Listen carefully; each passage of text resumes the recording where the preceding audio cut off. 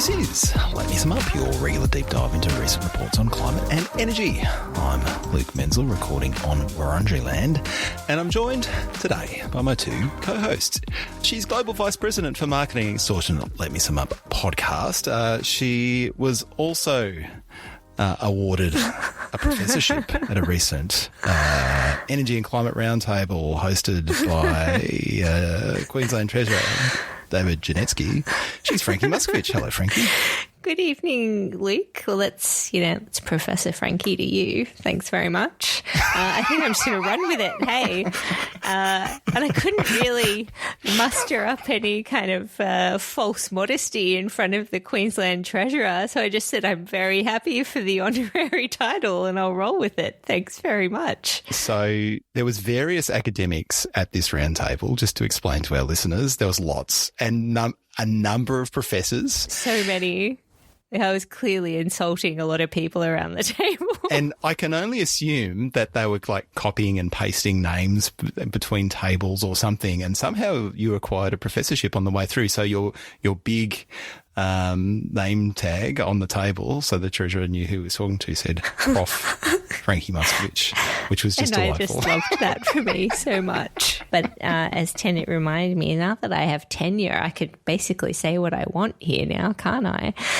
Zero consequences. So I've been encouraged to not create so much FOMO that people without tickets to our trivia event try whatever means to get their hands on said tickets. Like, I'm not going to suggest what their strategies might be, but I think there might be some waitlist spots available. So anyway, we will still link those in the show. I think waitlist spots are infinite. That's right.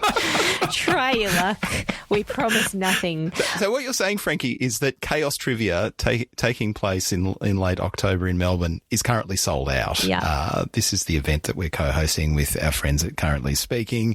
Sadly, if you haven't got your tickets, it is our duty to inform you that there ain't no more tickets left. That's right. I shortcutted that a bit, didn't I? In any case, let it be known that when we spruik things and we tell you, then I extort you to go buy trivia tickets, like you got to get on that because they were selling like hotcakes. It was great. Listen to the professor. This will be on the final exam. That's right. But the other thing I should spruik/extort our lovely listeners over is the glorious BoCo that we've been recording over the last couple of weeks. We promised 6 sector plans to be rolled out in an order that makes sense. So if you haven't jumped on that, we were joined by friend of the pod and lovely human Dylan McConnell to unpack the energy sector plan. And if you're keen to know what we're talking about next, well, you just got to stick around to the end of the episode when we'll tell you. I'll leave it there. Yep. Stay tuned. If you are already convinced this BoCo is for you, these six sector plans, you ain't going to read them. Of course you aren't, but you'll listen to a podcast about them. You should run, don't walk, to letmesumup.net. Click on Support LMSU at the top of the page. You'll find our Patreon, and you too can access that sweet, sweet BoCo featuring Dylan McConnell and secret special guest to be revealed at the end of this episode. We're also joined by a man whose purple robes and carefully crafted wizard staff are set to wow the crowds at this weekend's PAX Australia Gaming Convention. It's Tennant Reid. G'day, Tennant.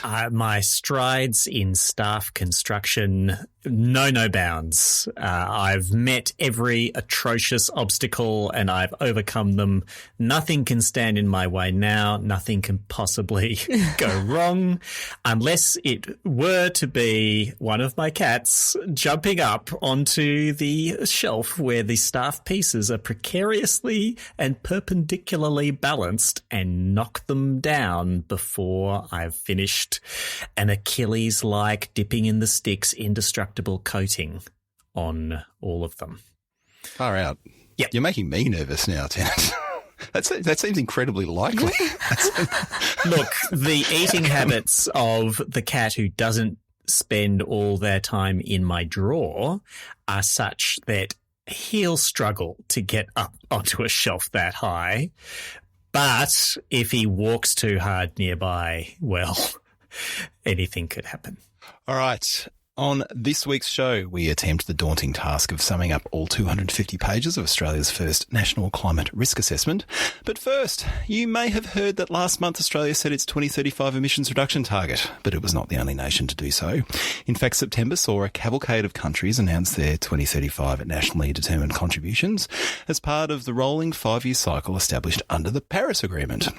While we obsessed over the deeper meaning of 62 to 70%, countries from Turkey to Tuvalu were announcing their own goals. However, it was China's commitment to cut emissions 7 to 10% below peak levels by 2035 and Europe's inability to land a 2035 target in time for a big climate conference in New York that grabbed the global headlines. Tennant, how is this NDC Grand Prix shaping up? And what do we know now that we didn't know a month ago? Well, it's a weird sort of Grand Prix, isn't it? It's one where some of the cars they've recorded a time and some of them are not on the track yet. And there's at least one that is driving away from the track entirely and one that... It's doing donuts in the car park. Donuts in the car park. They've stolen the victory champagne and they're chugging it from. Right. So it's a weird one. But I think what you'd say from looking at the NDCs and the hinted trailed NDCs so far is that the world overall is making some important progress to restraining climate change.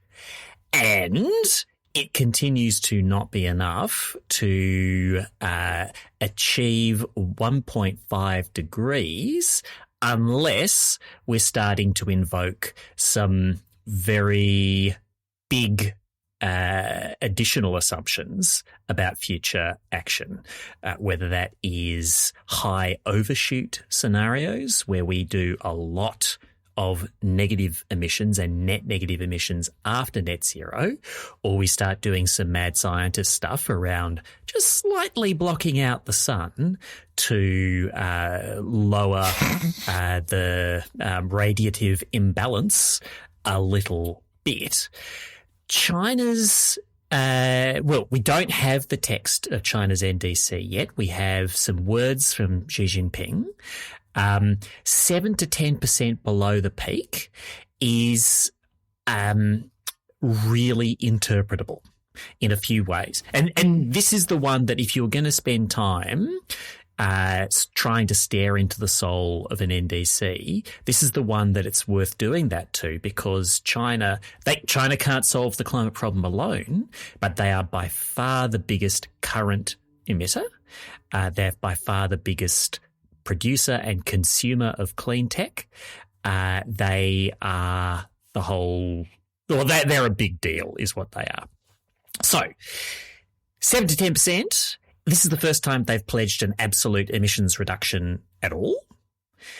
7 to 10% from 2030 to 2035 would be a significant change. 7 to 10% from now, if we think they've peaked their emissions now, which they're not saying. China officially is not yet saying whether it thinks it has peaked yet.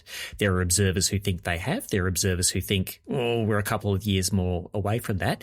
It depends a little bit on whether you are thinking energy sector CO2 or all gases, all sectors, and land use. But there is a history from China of under-promising and over-delivering. Their last two NDCs have looked a little unimpressive to some, and they have just smashed through the goals for clean energy deployment. It does look like they are, if not peaked, then extremely close to their peak, 5 or 6 years ahead of their will peak by commitment from the previous NDC. So China's one remains interpretable, and when several episodes back we looked at scenarios for geopolitics of climate, the scenario where China emerged as the proactive leading driver of global decarbonisation, like I would not say that this number crystallises that kind of role. It is more consistent with the competitive decarbonisation type family of scenarios that was considered in that paper. But it's manifestly not China abandoning the field now that the US doesn't give a crap. Well, it's sort of implausible as well. Like when you look at the pledge for non-fossil fuels to make up 30% of the energy mix, they would actually have to significantly slow down their rate of renewable capacity deployment to hit that target based on, what they've achieved over recent years, right? Like, I don't think they are going to slow down to that extent, but they have been adding the easier part of a large-scale renewables expansion. They have not reached anything like the kind of regional renewables penetrations that we have seen in South Australia, where you really, really do need to start managing more challenging and difficult issues. Now, of course, China has been building mega interregional transmission for years. High voltage direct current transmission lines are tremendously impressive. I hear they have access to some battery supply capacity if they want it. So I don't doubt that they're going to put a lot of effort into managing those growing pains of a large and growing renewable penetration. But it's not implausible. They also have ready social licenses issued by the CCP. Pretty easy to get those. Right. But they will find it somewhat harder to expand renewables penetration as they go for the same reasons that others have run into more challenges. And, there is doubt this year about how the sector will bounce back from the change in how renewable energy is paid, where it's going to a more market-linked payment and less like first priority. So we'll see. But they're going to build a lot of renewables pretty clearly. So they're big. They aren't it though. And there was a bit more from others. As you said, Luke, Europe, they have been working on a 2040 commitment. And they were going to downscale that for the 2035 number, and they couldn't quite get there. So they gave a statement of intent to have an NDC in the not too distant future when they finish their complex 27-country internal negotiations. And that is apparently going to be 66.25 to 72.5%.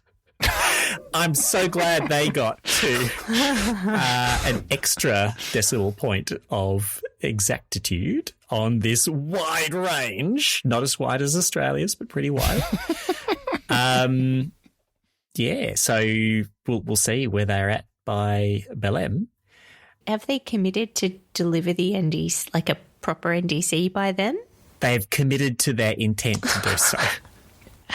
Okay.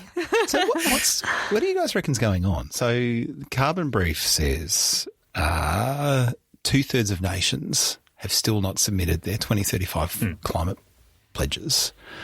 That's pretty nuts, isn't it? Maybe they haven't managed to stage manage the range advice quite as effectively as Australia has. Matt Keane. We need a crack team of Keens. Clearly. Sweeping the world. Visiting approximately 100 countries and sensitising to their unique internal political conditions, stakeholders and wins. Yeah, that is tricky. Of course, the 2/3 of nations will be almost, but not quite, exclusively composed of nations with a far below 1% share of current global emissions, We do have a number of big ones. The biggest one that we don't have, apart from the US, which is abandoning the Paris Agreement and recently banned its Department of Energy's Office of Energy Efficiency and Renewable Energy from using the words climate change and emissions, which is a high degree of difficulty. The US is walking away. The biggest one that isn't walking away, but we don't have a strong sense of what they're going to say, is India. Which has had some significant opinions differed on whether their previous targets were significant. Their non-fossil electricity capacity commitment of 50% of total capacity, generation capacity for electricity being non-fossil by 2030, they're on track to beat that. They're on track to beat their existing emissions intensity of the economy commitment of a 45% cut by 2030. But people keep raising their estimates of India's absolute emissions in 2030 because the economy is growing strongly and it's faster than they are reducing emissions intensity. The one that I was a bit taken aback by, I shouldn't have been, given the history and the current reality, but I still was Russia. Not mattering quite as much in some ways as once they did, but a pretty big deal in others. And you could have a go at making their target sound impressive, and they do have a go in their very nicely set out NDC document. 65 to 67% reduction in Russia's emissions below 1990 levels by 2035, including the maximum possible absorption capacity of forests, which some people won't like, but like Australia loves the absorptive capacity of forests. I don't think we would be in a strong position to criticise them for a bit of LULUCF. But not only is this target well above Russia's current emissions, that is, their proposed target would allow them to radically increase emissions from their current level. It's also lower than their 2030 NDC. Their 2030 NDC was for a 70% reduction below 1990 levels. And they say in the NDC, this is more ambitious than their previous NDC, basically because they're under sanctions now and sanctions make life harder. And does anybody buy that? Is that in any way consistent with the Paris ratchet mechanism? Will there be, no doubt, highly successful efforts to shame Russia for its non-respect for the most core mechanism of the Paris Agreement? There may be efforts. Of course, I don't think they'll care. They have one or two other disputes internationally at the moment. But it's it's the most brazen ignoring of the Paris Agreement by anybody who claims still to be in it that I'm aware of. And there's no consequence for submitting an NDC that's less ambitious than the last one? Well, it's an interesting question, isn't it? Because, it's sort of no, there isn't. There is a process of, peer review with nations going through each other's NDCs and saying, oh, this looks good and, oh, this looks not so good. And you have to think that if that process functioned well at all, there would be a pretty fundamental what reaction on this one. There is continuity, of course. Russia has for decades said basically it should get credit for the collapse of the Soviet economy, which was stonkingly, massively emissions intensive. And there's no change to that here. But what is new is that they have set a headline number that is weaker than before. Even weaker than before. It's crazy. It's very strange. Just in terms of the broader reluctance or slow walking of these commitments. There has been some reporting.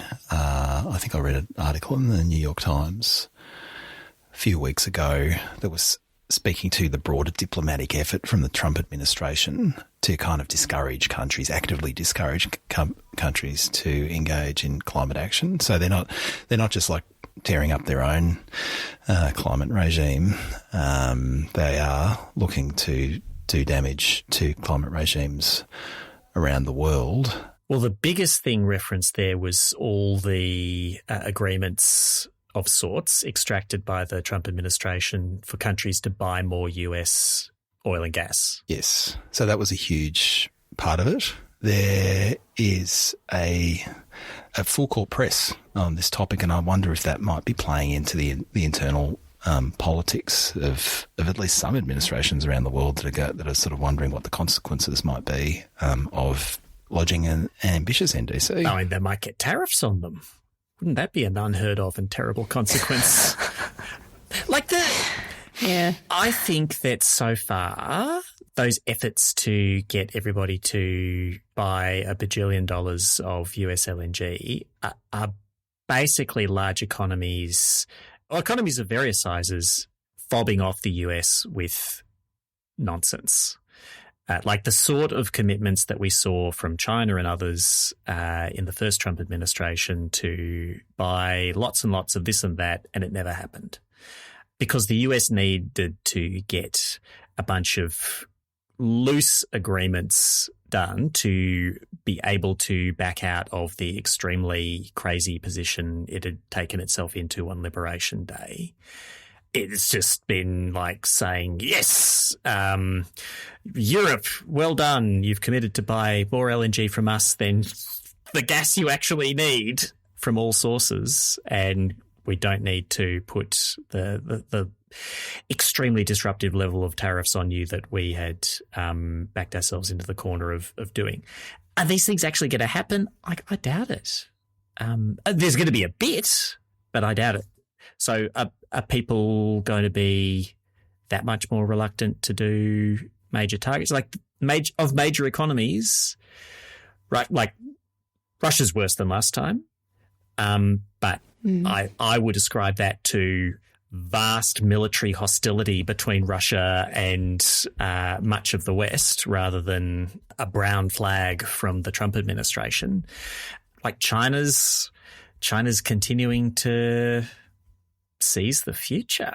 I guess the thing that I wonder out of all of this is, like, how does this play into the negotiations at Belém, but then also down the track to next year if Australia does end up hosting COP31, because the sum of all those NDCs that we know about, and the ones that we'll see by the time Belém rolls around, is not going to be consistent with a 1.5 degree future. Without those gargantuan asterisks, without big overshoot, without geoengineering or huge engineered removals, all of that, which have their own consequences and unknowns. It's sort of important, I think, for our Australian listenership to think about what that means for an Australian hosted COP, because I think that very likely the question of ambition isn't going away after this year's COP. And if it comes out in the synthesis report that, the sum total of these NDCs is equivalent to 0.6 or 2.7 degrees of warming or whatever it is, what is the Brazilian presidency going to do about that in terms of the legacy that they would want from Belém? And what is the bridge that then gets built to the next COP where, that there may well and probably should be a push to ratchet up ambition? And I think that's where Australia's NDC under the microscope starts to look interesting as well. Because I think it'd be a brave person to suggest that our NDC is aligned with 1.5 degrees. I don't think you can find a credible explanation for that unless you're relying heavily on the huge upside on becoming a renewable energy superpower and playing a big difference in the supply chains of other people's emissions profiles. So I think, I agree that it's hard to see Australia's NDC as 1.5 aligned. It's also at the ambitious end of the NDCs that have been articulated. Japan's NDC, surprisingly robust to me at first blush anyway.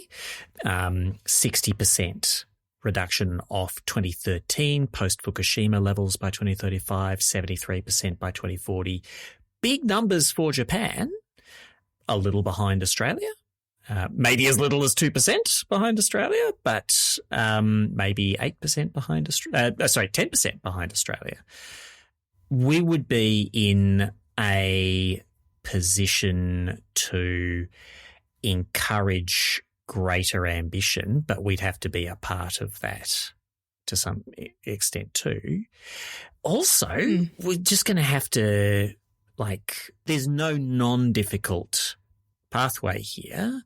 Either we and everybody else are really, really ramping up ambition and delivery, or we are ramping up ambition and delivery still quite a lot while grappling with mega global negative emissions and who's paying for them, where are they happening, or we're doing mad scientist stuff and personally, I think doing some blocking out of the sun to the extent of current noxious emissions of sulfur particles in particular actually has enough of an argument for it that we should be seriously studying what would be involved there. At least replacing the impact of those noxious emissions at low altitudes as we phase them out through emissions of sulfur particles at extremely high altitude. That's a crazy experiment, but we've been doing an even crazier experiment with ground level air pollution for a century, and there's a hangover from stopping it. So, I don't know, if that strikes you as horrible, you're right, it is. But there's just no non-horrible or non-extremely difficult and challenging pathway here. And, of course, the most horrible and most challenging of all is just accepting and dealing with the consequences of a higher level of warming. And those consequences, I'm given to understand, could be pretty bad. Speaking of consequences, shall we chat about a report? Yeah, let's do that.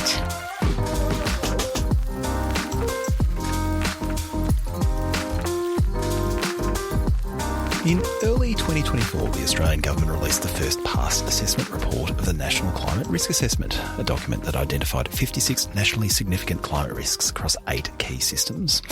The government subsequently identified 7 additional risks in collaboration with Aboriginal and Torres Strait Islander people for a total of 63 nationally significant risks. They then chose 11 of those risks for deeper analysis, which was released last month as part of Australia's first National Climate Risk Assessment. All 11 risks are assessed in the context of the 8 systems, which include the natural environment, infrastructure and the economy. Further, the analysis considers these risks across 3 future warming scenarios, 1.5 degrees, 2 degrees and 3 degrees, and 3 time horizons, 2025, 2050 and 2090. Underpinned by 17 technical reports, the National Climate Risk Assessment is impressive in its breadth and devastating in its detail as it sets out the profound damage that will be inflicted on ecosystems and communities if we fail to avert dangerous climate change. But it is also a call to action to redouble our efforts on emissions reduction and to take the task of adaptation much more seriously than we have to date. Frankie, this is bracing stuff. What did you make of it? Well, I just want to start by reiterating that really just call out to make sure that those of you who are engaging with this material are doing so with as good a headspace as you can muster, and, seeking out support or good chats with people where you need to, because it is really confronting, and more than anything else, it really makes the case for why we're all doing the work that we're doing, right? I think, as you said, Luke, you started to paint a picture of the breadth of this work. Like, this is a very serious document and endeavour that's been a couple of years in the making, and it'd be remiss of me not to remind listeners that we actually covered the earliest first iteration of this work in the first past risk assessment way back on, I think it was episode 44 of the podcast. So it's been 2 years in the making, and when you sort of engage with the report, and we chose to look at just the main report. I'm not sure if you, Tennant, or Luke had the courage to dive into the 17 supporting technical reports. I don't have a TARDIS, Frankie. No. I had my work cut out for me getting through the 250 odd pages. It's a dense document. Yep. But there's a lot. There's a lot in here that is worth engaging with and reckoning with if you work in this space. Well, just on that, to sort of give people a little bit of a reading guide, if you too, dear listener, are not the custodian of a climate and energy summing up podcast, you should probably not read all 250 pages of the National Climate Risk Assessment, or if maybe you work in adaptation and this is your jam. But most people don't need to read this, and it's actually structured so that you don't need to read the whole thing. Yeah. Actually, it's kind of a modular report. Every section has an executive summary. You can flick to the part that's relevant. You just read that bit. If you're intrigued by what you read in that, you can keep reading. So you could get an awful lot out of this report by just reading the front matter and then finding the sector that is most relevant to your work, and then reading the executive summary, which is like 6 or 7 pages. So while, we've had quite the week wading through it ourselves, I don't want to put people off from engaging with this work because it's so big and unwieldy. It's actually not. It's just it's use the table of contents is my message to all of you. 100%. There's also a summary version of this document as well, which does, I think, pull out the introductory sections, and and there are a lot of really nice tables and graphs to engage with. Like, you gotta love it when serious scientists put together these documents, because the other sort of thing to say is there's a hell of a lot of data that's been pulled together for this analysis. You've got 15 odd data sets that have been pulled together across those 8 functional systems, and you've got the best brains in Australia on this stuff. It's been delivered by the Climate Service with input from CSIRO and Bureau of Meteorology. So these people know what they're doing. And as Luke sort of said, I think, the table of contents is definitely your friend here. There are some really, I think, striking kind of pictures painted for readers early up front that step out the climate risks to Australia over, the next century on those timescales that Luke stepped out as well. And then you go through these individual systems. So they take a systems approach to this work. I think they're really intentional upfront about acknowledging the interrelationships that exist between the different systems, and that risks that occur in one will have flow-on consequences for the other. And so it makes a lot of sense then when you approach the reading, because it is kind of structured and modular, where you do see things repeated through the reports where, the same insights are kind of shared in.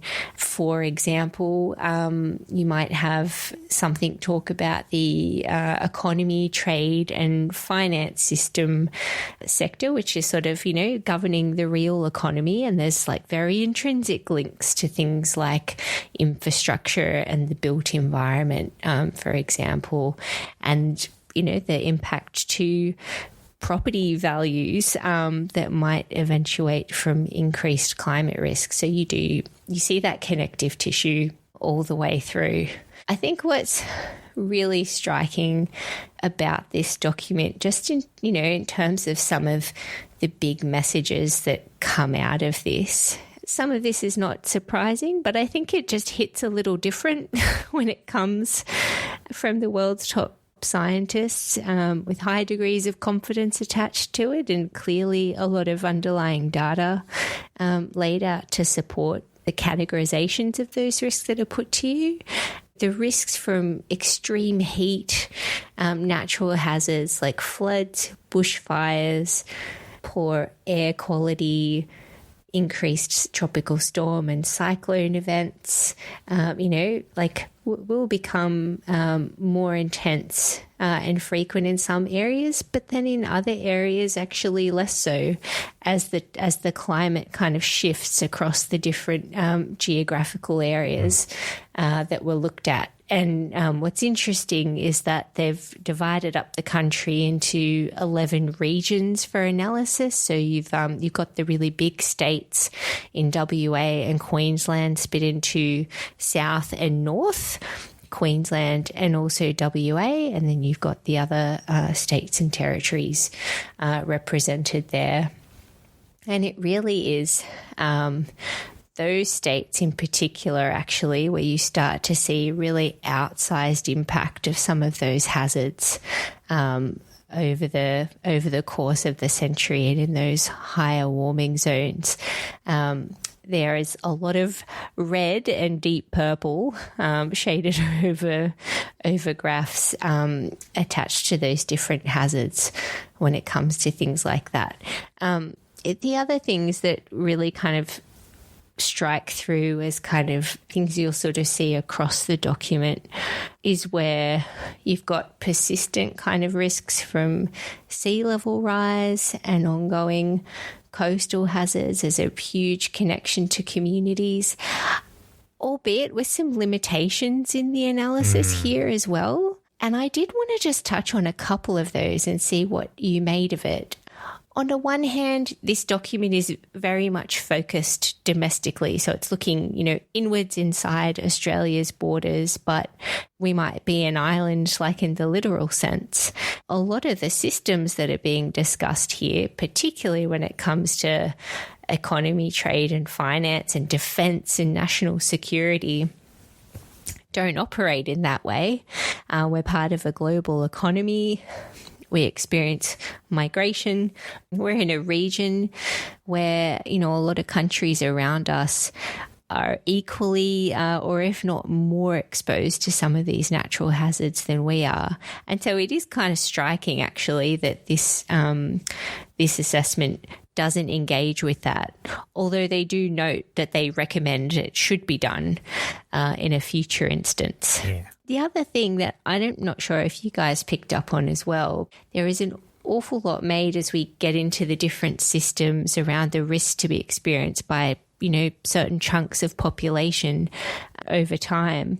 It looked to me as though there was no assumption made on population growth and that the figures that were being presented were kind of based on the population as it is today. Was that your reading of that as well? That was my reading, yes. Which strikes me as a little odd, given that we have a great deal of projected growth.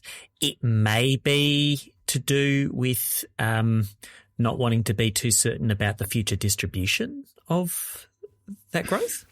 Yeah. Well, yeah. They mentioned that on the way through. They said that one of the great uncertainties they're dealing with is just how sort of adaptation and maladaptation as it sort of transpires could influence the distribution of settlement around Australia.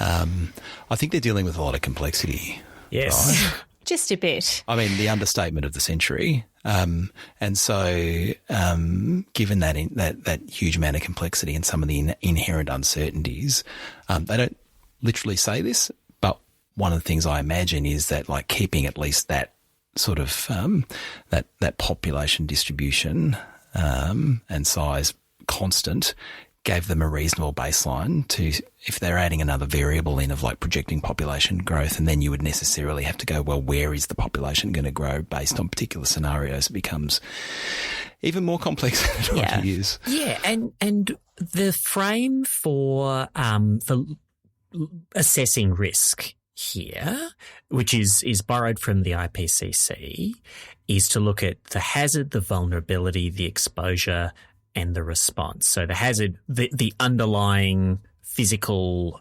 thing that may happen, and the hazard there is a little bit likelihood and a little bit consequence. The vulnerability is the tendency of people or things to be negatively affected by that hazard. The exposure is how much of the things or how many of the people will be in the line of impact. And the response is the stuff that we do to try and manage this risk. You can think about all of those things evolving in ways that that may make us a little more worried here. Of course, the change in the underlying physical hazard is a major focus of this exercise.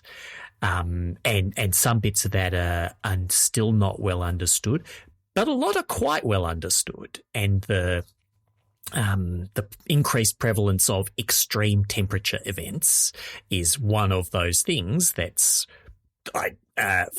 follows relatively simply compared to what shifts in the regime of extreme storms are there, and that tracks across the country. But vulnerability is going to shift too. An ageing population has a greater share of people who are vulnerable to extreme temperatures overnight. Exposure, if we have more people living on the coast, which tends to be where people go and live, then and as we experience economic growth, we build more infrastructure, more assets, there will be greater value at risk. There have been lukewarmer participants in the climate debate internationally, your Roger Pielke Jr. types who say, the apparent rise in climate consequences is just because the value of stuff being insured is higher. That's not quite true as I understand it, but even if it was true, actually it's not reassuring at all. It means we have more stuff at risk. We should be more worried if we have more wealth to lose than rather than less. And then the response actions, I mean, they're meant to help us.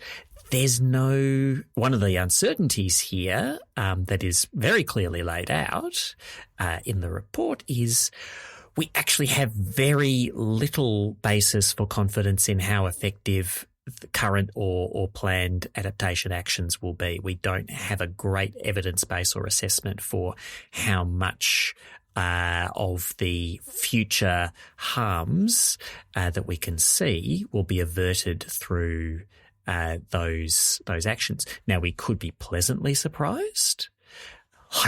A few home upgrades here, a few levies there, and we're good through 2150.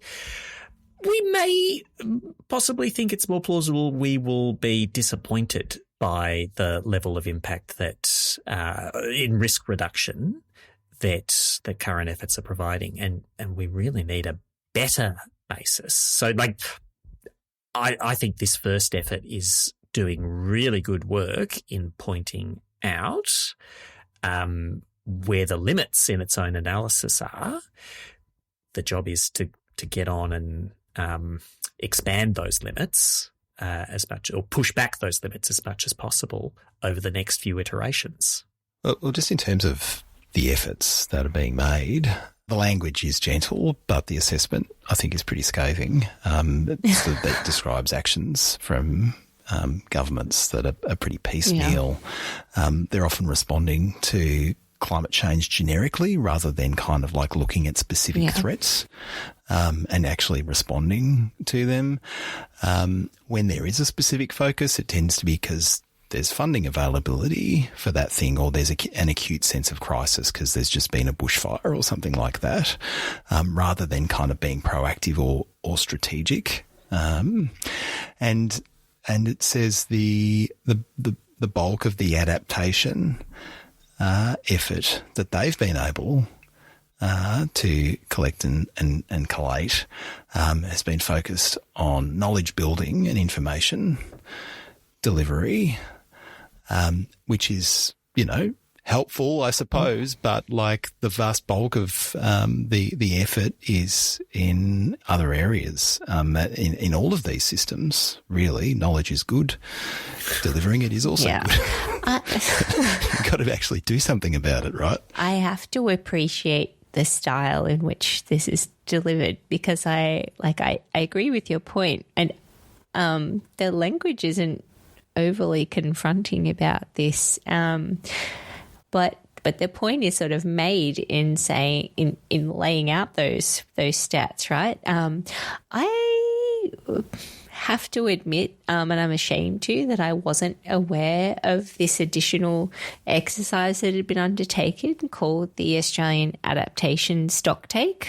But essentially that just gathering up, throwing a blanket over all of the different policies, plans and actions on adaptation across local, state and national levels of government. 670 odd of those. But as you say, most of them are framed around information sharing. And at the very start of what, we would, I think, consider a meaningful response to the kind of issues that we're talking about. And interestingly, so we haven't gone through the 8 systems yet. And I don't know if we want to pick ones that appealed or things that kind of jumped out. I'm going to plead in my eyes that maybe we don't go through them sequentially, but we can if you... But we can if you desperately want to. Page 221. No. Poor a cuppa. But I think it's really significant, though, that in addition to those 8 systems, they identified governance as a cross-cutting issue, and it had its own section at the back of the report. But actually, a lot of what that section says is very fundamental, I think, to the points that we're making here, which is that, and this is their language, right, that resource shortfalls and ambiguous roles and limited engagement and lack of coordination, all of those issues at different levels of government need to be dealt with. And because of the nature of some of these, these risks kind of playing out over long time frames don't necessarily lend itself to 3 or 4 yearly, election cycles that encourage kind of the long view being taken by decision makers. So I think it's just really important that work is highlighted. So there are some provocations here on the way through. The really kind of somewhat scary bit of it in the governance section where for every other system, there's an assessment on the risk level at, I think, today. So it's, low, medium, high, very high and severe, I think, is the scale. So there's where we are now, there's a 2050 time horizon and a 2090. And in governance, it was the only spot in the whole document where there was just we can't tell you what we assess the risk to be on a 2090 time horizon because of the potential for things like social tipping points and the impact of international climate impacts and cascading economic climate impacts, actually just are not even taking a stab at looking at what that risk profile looks like over 2090. So, yeah. So one of the things that I wanted to highlight as an overall gloss on all of this material is the thing, like the specific risks, like in terms of how they're playing out in particular systems. None of it was particularly surprising. It was nevertheless incredibly confronting to have it laid out in so much specificity. The thing that really worried me was the recurring themes around the potential of breakdown in social cohesion and trust in institutions. And they don't say this specifically, but strongly implied, just like faith in the democratic process. Yeah. Due to cascading and compounding issues faced by communities, such that the social system, which is the one that needs to ultimately respond to all of these issues, becomes very, very damaged or ultimately breaks down. So the underlying resilience of that, and governance is obviously a huge part of that. As we face these challenges, people having faith that, their local, state and federal governments are on top of it and are responding. But we're talking about potentially communities that are just being hammered year after year after year. Or even within the same year. By just rolling crises. Or at the same time. And this is the compounding thing, right? And we're already seeing some of that in some places around Australia. It's easy to be too blasé about this, to say, oh, well, social breakdown of trust. Show me the model where like all these people's psyches are calculated and that's worked out. That seems a bit uncertain, and people have got a spirit of pulling together and we're just going to be fine. It is like we do see after singular or during singular and dramatic events that there is a lot of social cohesion and a lot of people pulling together and donating aid and personal assistance and whatever else from across the region or the country. But as you were saying, Luke, when it is a set of events that are widespread and frequent and following hard on the heels of each other, things are going to wear thin. Like we see in other places around the world, subject to regular ongoing challenge, even the strongest social bonds can wear thin if they are stretched to breaking point again and again and again. And that is not a social experiment we should lightly run. So there's the impact of natural disasters. That is, an acute vector for damaging social cohesion. There's all just like the background stress associated with, the climate changing around us. One of the paragraphs that really landed with me was actually in the natural environment system section, but it was about mental health.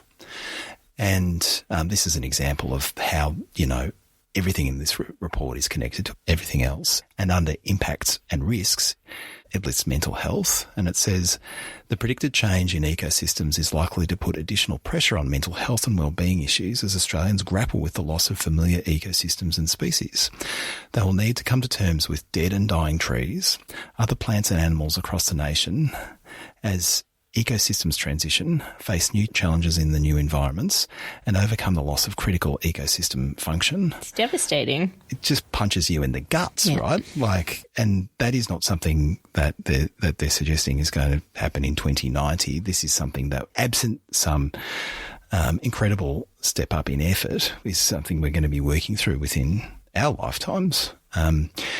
And so, it is something that I think we need to think a lot more about is how to kind of support the community through this process of understanding and learning. And I sort of honestly despair a little bit given the quality of the debate around this document, right? Like, I don't know. Even the way it was kind of released, like it was, put out there a couple of days before there was going to be a lot of focus on other things. Yeah. There is certainly a critique to be made about, the way that the government managed the rollout of these various documents. But I'd save my strongest critique to those who characterise this document as alarmist or scaremongering. This is incredibly careful, sober analysis. In some cases, I'd almost say antiseptic. Yeah. Right? Yeah. Like they're being so careful to lay out the evidence in a measured way and not veer into hyperbole.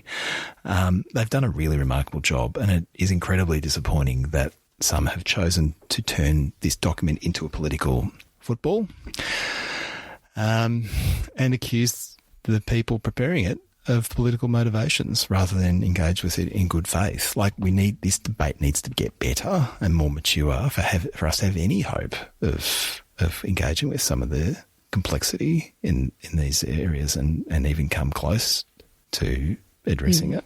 If truly political statements included as many confidence levels as this document, then the standard of political debate might be maybe higher, certainly much more time consuming to assess.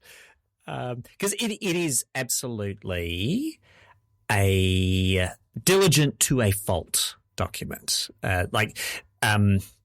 Pete, to go back to something said at the outset of this segment, this is not a document written to be read cover to cover, and very few people will go deeply into this thing. But when they do, what they will find is very conscientiously set out, sometimes frustratingly limited, but that is being honest with the limits of strong information available on some issues of very high importance.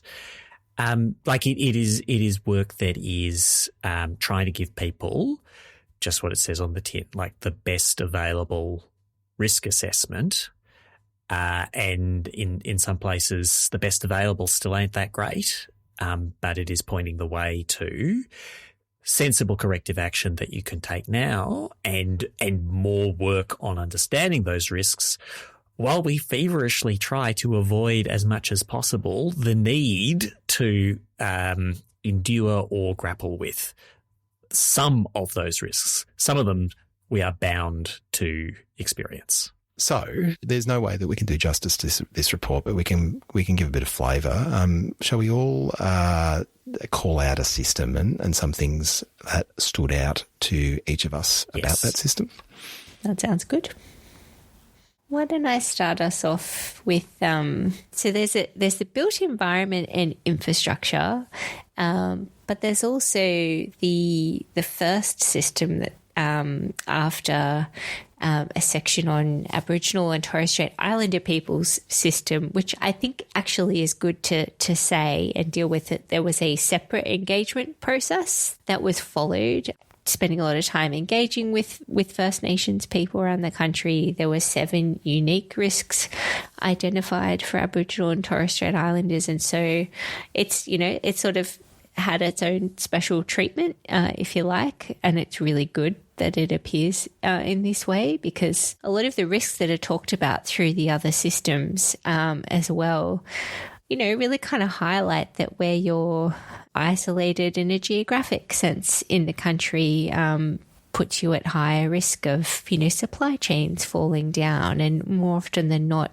more extreme environments as well, and things like natural hazards. So I think it was really good that First Nations people had their own voice through this document. So I just did want to highlight that on the way over. Somewhat confusingly to me, but I know why they did it. There's a separate system that talks about communities. So it's urban, regional and remote systems. And then there's a separate one that deals with built environment and infrastructure. Maybe I'll spend a little bit of time on the communities one, even though I'm pulling in bits of built environment as I go. It does sort of a really good kind of job at laying out where the risks are that are experienced by the fact that, a lot of urban Australia is concentrated along the coast, and therefore those communities are going to experience really outsized risks when it comes to things like sea level rise and coastal erosions. Just to give you one kind of snippet on the data presented, and hence the conversation earlier about population, sort of being frozen in time. You do have to control for something. But if we were considering, today's environment, so residential buildings in at-risk locations today would be about just a little over 8%.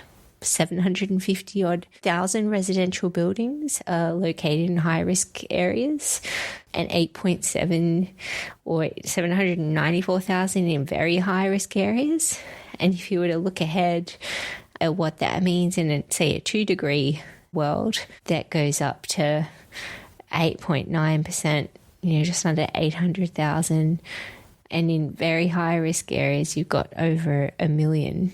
But even within that, they call out particularly, say in Queensland, in the north, the greatest sort of experience that increase in risk exists there, where something like over 48% of the homes in North Queensland would be viewed as at risk. So it's sort of mapping out what that looks like under those different temperature scenarios, albeit, making some assumptions about populations and things like that. They then are able to kind of say, well, these kind of risks, like particularly ones relevant where you've got urban environments concentrated on the coast, are subject to certain risks more than others.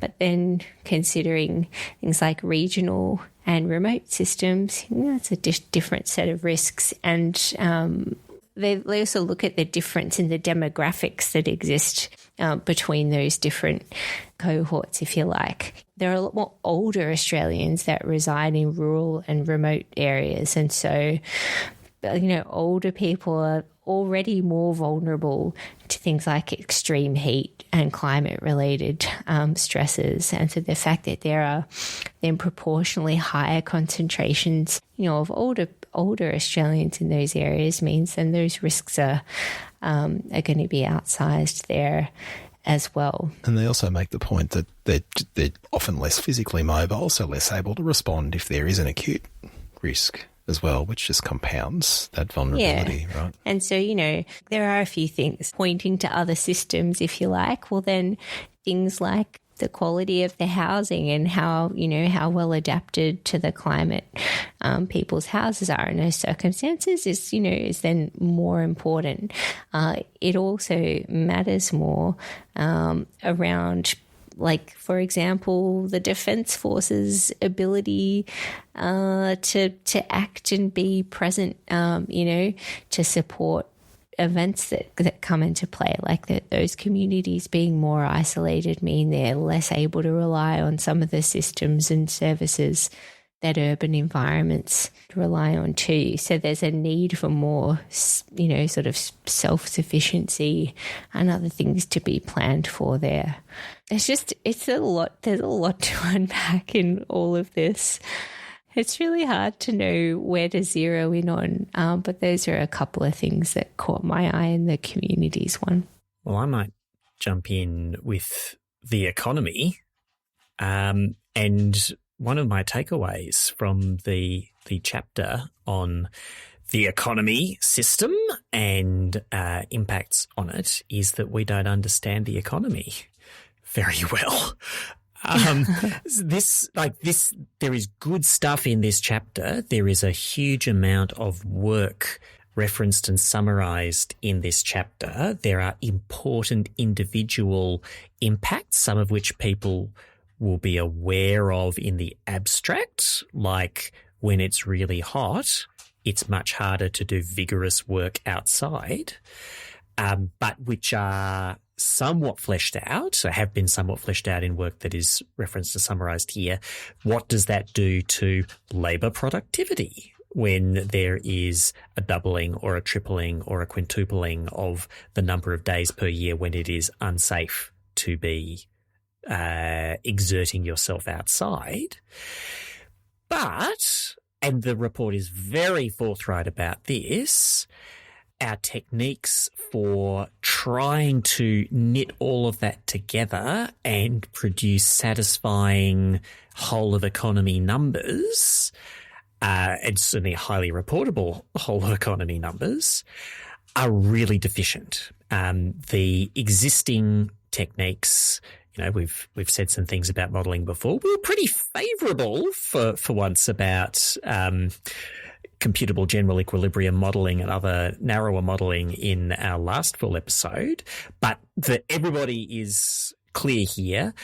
The whole of economy models greatly underestimate the impacts of climate change. They are incomplete and conservative in all kinds of ways that don't play well with trying, for instance, to take seriously the views from the finance sector, which are cited here, about the vulnerability of the financial system to a cascade of losses and failures founded in physical impacts, but worsening weak points in the economy and the financial system.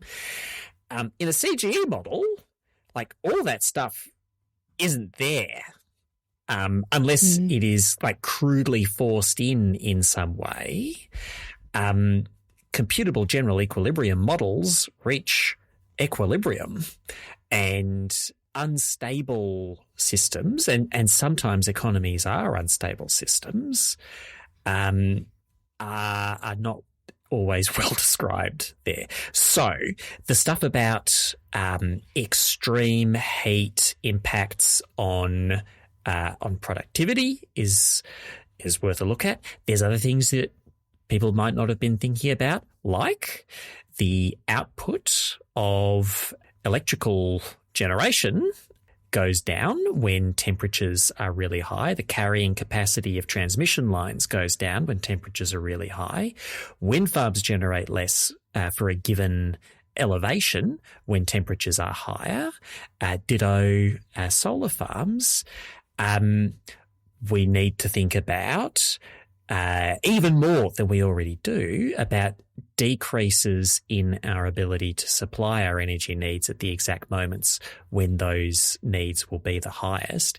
If there is, like, this is not necessarily a Twiggy Forrest approved paper that goes into lacerating, horrifying detail about wet bulb temperature events where the proteins in the human body start to cook. But those are the times when you want to be running your air conditioning, or you won't be alive for very long. And those will be the times when our current energy system would find it very hard to meet that demand. And how do we make our system more resilient? Of course, we need a lot more assets. We probably need to think even more about the most extreme circumstances in which those assets will be needed, and not just from a pretty dry, what's the percentage of unserved energy point of view, but thinking about the human consequences behind unserved energy if that unserved energy happens to occur during a 45-degree high humidity day in a major city. So there's a little stuff here. I think it's going to need a few more iterations to draw together. But what is here already is like enough billions to be going on with in terms of motivators to play more than our full part in avoiding the highest temperature increases. I really liked the observations that, I mean, I think you flagged on like critical infrastructure, I guess, that are picked up in one of the other systems. And it wasn't just energy, but it was also telecommunications as well. Just that like they've just not been designed to operate at certain temperature patterns. And so you're like going to be entering this potential future where, some of the like big lumpy infrastructure spend, I guess, like these things aren't replaced very often. So like if nothing else kind of comes out of some of these observations, it's that kind of at the point of replacement or reinvesting in upgrading infrastructure, not just like at the household level to make them more comfortable for people so they're not, cooking inside without air conditioning, that we should start kind of building into standards kind of outside of this, more often talked about structures, the need for them to operate at, higher temperature bands, or just, I guess, start to have some more novel approaches to how we deal with this, because, like, that doesn't sound good. It really doesn't. Look, I'm going to give you a quick run through of the defence and national security system, and just for a bit of context, they're really looking at it in terms of the role of the defence forces, and in recent years, the increasing role of the defence forces as a responder to natural disasters. And this is happening more and more. Why is it happening? It's because we're getting more and more compound events. So think simultaneous drought, heat and fires, or heavy rainfall with high winds and coastal storm surges. Things happening at the same time makes the disaster worse, exacerbates the need to call on resources beyond what is available locally. As we know, in the future, the frequency of events will go up. So that means the frequency of simultaneous events will also go up. And it also means that those events will end up happening in places where they haven't in the past. So the problem's getting worse. The pressure on this system, therefore, and our reliance on it to respond is ever growing. So there is concern expressed through this, and this is a topic of fairly regular discussion around these sorts of disasters, about defence being the go-to backstop, degrading their ability to fulfil their primary objectives. There's a few other things going on in the world besides climate change, and geopolitical instability is one of them, and our Defence Force has a core role to fulfill. So there is a push to reduce pressure on the Defence Force, but this chapter kind of highlights that you're going to cause a lot of concern in communities, and it's probably not even politically feasible to try and reduce pressure on the Defence Force without alternatives being available. There is local capacity around the country in terms of emergency response, but the report also makes the point that, like those communities, particularly in remote and regional areas, those volunteers themselves are ageing, and so they're less able to play a role. And like in terms of the social cohesion question that we were grappling with earlier, like this is kind of one of the core elements, is like the trust in government to be able to properly respond and take care of communities when they're facing these challenges. And this chapter talks to the potential for poorly coordinated or inadequate responses kind of acting as an accelerant on the fraying of social cohesion. Like where this chapter lands is that incremental change in this area in particular is probably not going to cut it. We need to just like dramatically rethink how we're doing these sorts of emergency responses, including alternative capacity being built. That is obviously a huge task. It lays down some markers on how that could be done, but like there are significant questions that remain unresolved. This is more problem definition than necessarily laying out the solution, but, much closer coordination across government, state, local and federal, leveraging technology where that's available, to kind of make the response more effective. But specifically, like how one deals with the workforce availability to deal with all those concurrent natural disasters, like that is the big question at the heart of this chapter that, we're going to have to resolve one way or another. Yeah, it's something that, I think if we are spending all of our time focused in mitigation land, these are not questions that are often posed, right? And it goes to, I think that the really kind of critical call out that this document and, the themes that it engages with really need to be engaged with more broadly, and not just by practitioners, but by our politicians at every level. And we start having this sort of sensible, broader discussion about all of this. I didn't want us to leave off without just a little bit of reflection on the natural environment. And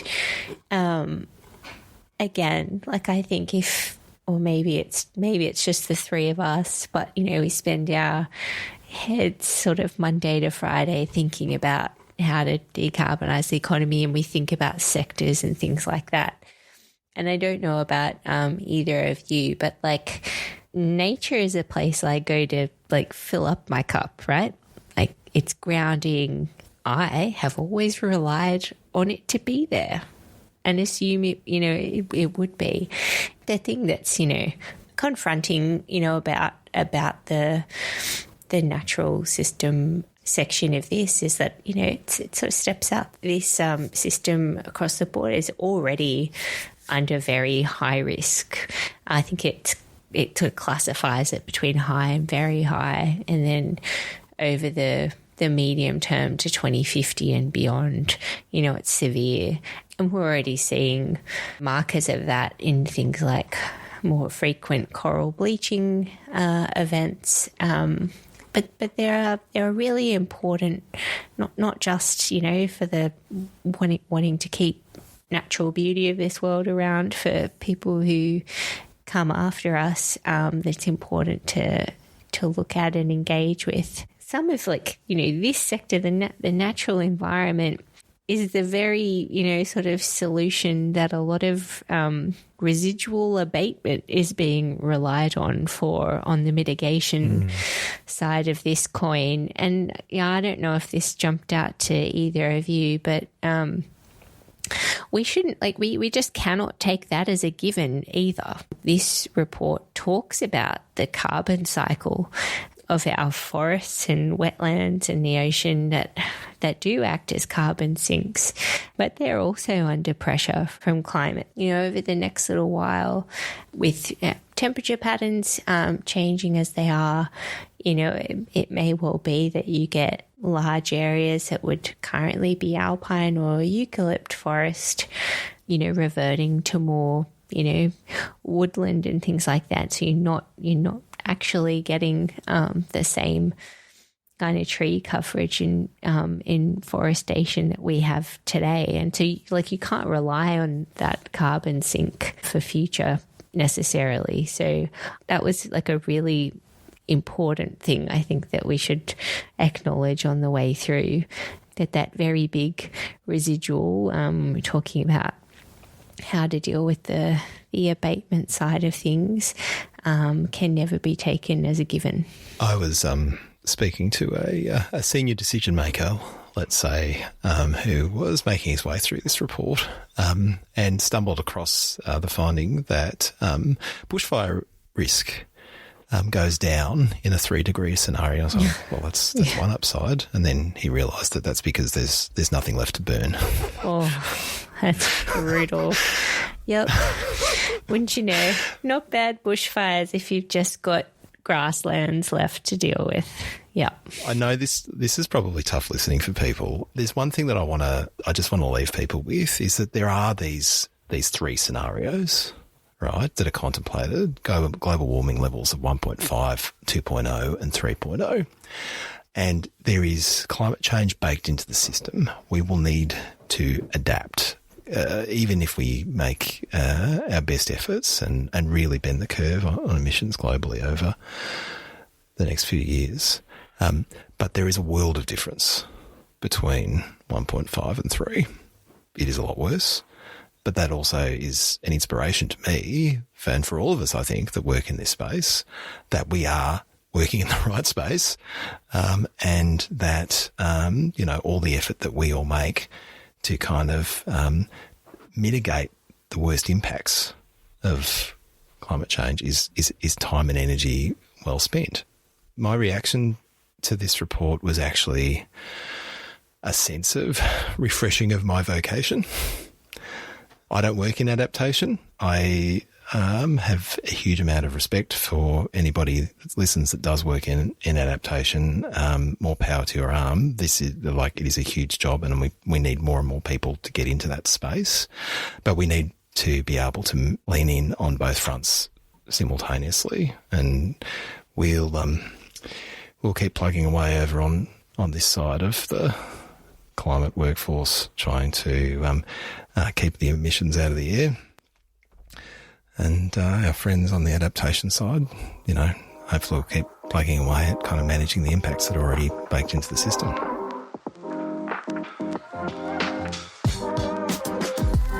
As always, we close out the show with one more thing, in which we all share something that is currently captivating our attention.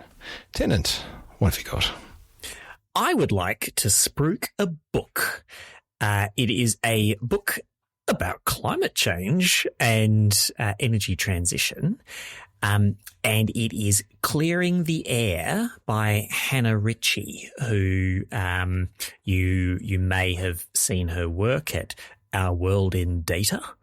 It is a book of pretty clear, short, simple, but no simpler than they need to be, answers to an awful lot of questions that people have about different aspects of climate change from a perspective of being very forthright about what is solvable, what the challenges with solving things are, but how some of the worries and concerns that people often raise about solutions to climate change are solvable or are not as serious as people worry about. So there's stuff in here about, do we have enough critical minerals to build enough electric vehicles to do the light transport piece of energy transition? Overall, this book it's just wonderfully lucid and reasonable. There are a lot of difficult issues dealt with here, and I think Ritchie is a great popularizer of some difficult data. And so you listeners are much better informed than, and not just thanks to this podcast, than most people asking these questions. But if you have questions yourself or people in your life who need some questions answered and you are not in a position to answer them all yourself, Clearing the Air, it's a good one. That sounds great. All right, Frankie, what have you got? I've got a shameless plug. But for both of you. I endorse this message. Of course you do. It's for my newish workplace's big annual summit, which is coming up in the next week by the time you good folk hear this. So Investor Group on Climate Change's 2025 Summit, Decoding the Transition. Eminences will be in the house beyond Mr. Luke Menzel and Mr. Tennant Reid, if you can believe it. Even greater than that. Wow. Just this guy. You might have heard of him, Al Gore. Oh, yeah. Yeah. He's turning up at some point. Yep. We got Penny Sharp, New South Wales Minister for Climate Change. I've got Dr. Joelle Gerges, who wrote the quarterly essay that we spent some time talking about. Got Matt Keane, who's still keen, and we'll be unpacking a little bit of target advice with him. Guy Debelle. It's a long list of luminaries, including you two fine folks, and you're going to be on a panel talking about the energy system and where all that's going. How do we get an investable energy sector? I hope you guys have got some ideas for us. I'll work it out by then. To, I think, avoid the perception of corruption, I'm pretty sure I got invited to this panel before you joined the investor group on climate change. So it wasn't that you arrived and then just immediately invited your mates. That's right. I can't actually claim credit for that. I wouldn't have invited you guys. Those Muppets. What do they know? But we're not on a panel together, so I'll be fangirling, watching you now say horrible things about me as well as the energy transition, but it'll all be good fun. So I think if you're not already going along, you should get onto it. You should get onto it in IGCC Summit, taking place, as Frankie says, in Sydney, 16th and 17th of October 2025. Just days away. Get your tickets. Get them now. I have some listener mail.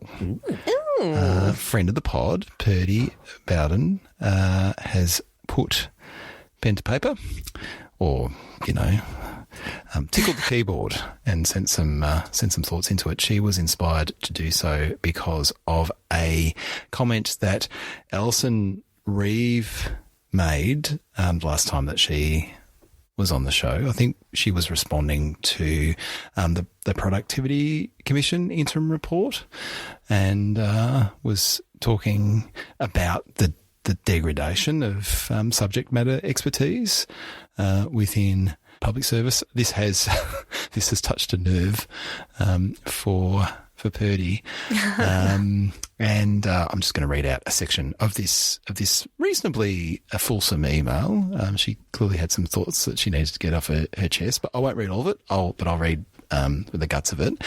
As you've all pointed out, the net zero plan and sector plans implicitly identify many gaps across the policy architecture that need to be filled. This requires, among other things, smart, capable, frank and fearless public servants.